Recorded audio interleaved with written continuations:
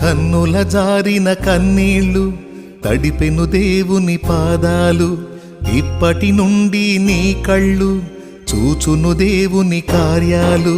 కన్నుల జారిన కన్నీళ్ళు తడిపెను దేవుని పాదాలు, ఇప్పటి నుండి నీ కళ్ళు చూచును దేవుని కార్యాలు. ఉందిలే దీవెనా ఎందుక వేదన, పొందిన యాతన దేవుడే మరచునా.